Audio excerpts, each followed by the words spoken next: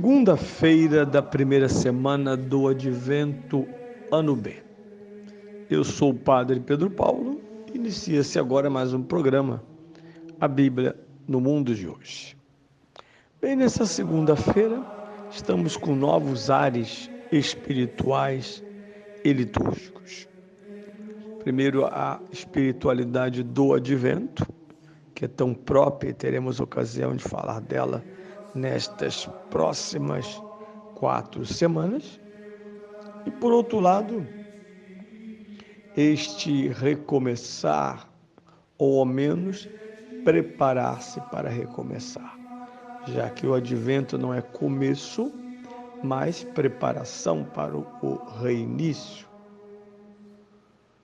Com o Advento, a Igreja nos convida, como ouvimos domingo, à prudência e vigilância em relação não à primeira vinda, o menino de Belém, mas em relação à mais grave e mais potente vinda do Filho do Homem, que é a sua parousia.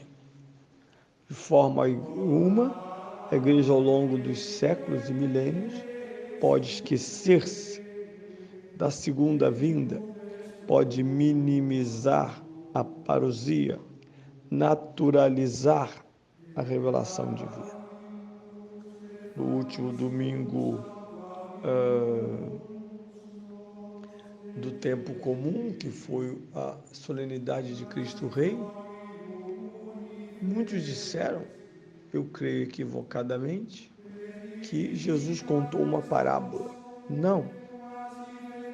Jesus não usou o gênero parábola para expressar e revelar o futuro de todos os povos, de forma alguma. O máximo que se pode dizer, e em parte é verdade, que houve o uso de uma linguagem simbólica, porque afinal de contas não somos nem ovelhas nem cabritos. Mas toda esta linguagem é muito empírica, porque lá estava por trás dessa expressão a profecia de Ezequiel, quando fala do rei e bom pastor. Portanto, esta primeira semana, hoje iniciada, ou melhor, ontem iniciada, com as leituras do primeiro domingo do Advento, além de ser Advento e ser a primeira etapa do ano litúrgico, é também o início da leitura do Evangelho de São Marcos. Por isso, o ano B, o ano A, foi o ano dedicado à leitura de São Mateus, e assim o foi durante todo o universo de 22 e 23, e agora 23, 24, será o ano do segundo Evangelho, segundo a ordem canônica dos Evangelhos. Por isso também será chamado ano B, já que é o segundo dos 3 Evangelhos ditos sinóticos. Mas na sexta-feira, falamos algo já sobre este Evangelho de São Marcos, capítulo 13, versículos 33 a 37. Nós permanecemos e serão 4 semanas focadas neste elemento. Jesus prepara a sua volta ao Pai, a sua paixão, morte, ressurreição e ascensão aos céus. Prepara os discípulos, seus apóstolos, para esperar vigilantes o seu retorno. Retorno que será antecipado por muitos sinais, alguns falsos, outros verdadeiros. E caberá ao Espírito Santo, na alma e na inteligência dos fiéis, interpretar e discernir entre os muitos sinais quais são aqueles que devem ser considerados como verdadeiros sinais da volta de Cristo. Mais uma vez, trata-se de um desconhecimento que vai gerar conhecimento. Não sabeis o momento. O momento da parousia é uma prioridade exclusiva do Cristo. O Pai sabe, o Filho também, e mais ninguém. Portanto, o cristianismo não tem uma data e uma hora, ele tem uma certeza: ele retornará.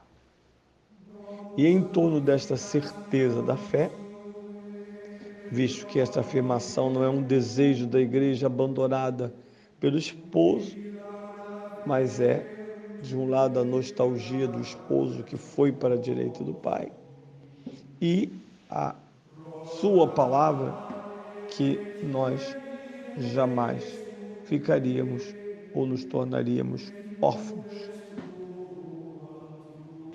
Além de uma presença constante do tipo sacramental,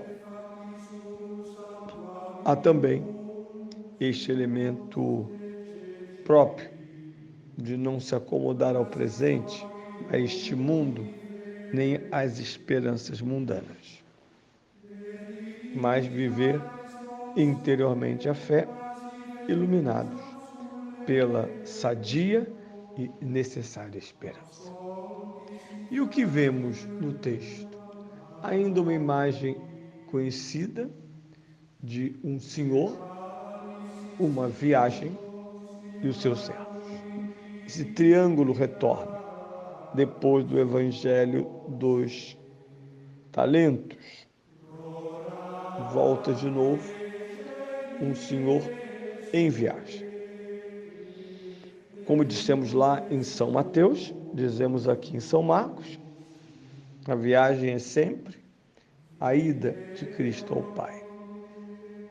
Temos uma viagem de vinda, a primeira, uma viagem de ida, a segunda, e temos, por fim, a viagem do retorno, quando o Filho vai agir de modo pleno e definitivo. Segundo, aqui São Marcos fala em plenos poderes entregues a seus servos.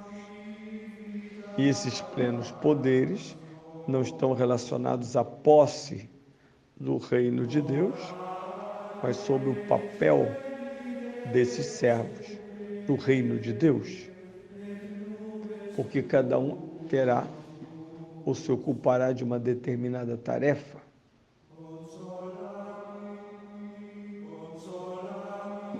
Esse é um elemento fundamental. Não estamos no tempo sentados à beira da estrada a esperar Cristo. No tempo em que vivemos, somos trabalhadores da vontade de Deus sobre os dons que Ele nos condicionou. Sabemos que esse condicionamento tem a ver com uma esperança de fato cristã, esperando sem ilusão, mas também sem desilusões, porque muitos com o tempo param de esperar. Mas ainda é bem interessante, se é para nós padres, mas para os leigos também. Ele diz ao porteiro: vigie, vigie, porque ele pode voltar a qualquer hora da noite ou da madrugada. Caberá à Igreja vigiar, cabe ao Papa vigiar, cabe aos bispos vigiarem, aos presbíteros e diáconos vigiarem, aos leigos cristãos vigiarem. Não se perderem na ilusão deste tempo. E o que interessa? caso seja inesperada a volta, não vos encontre a dormir. São Paulo vai dizer na carta aos Tessalonicenses que já é hora de despertarmos do sono. Portanto, a palavra dessa primeira semana do Advento é simples: vigiai.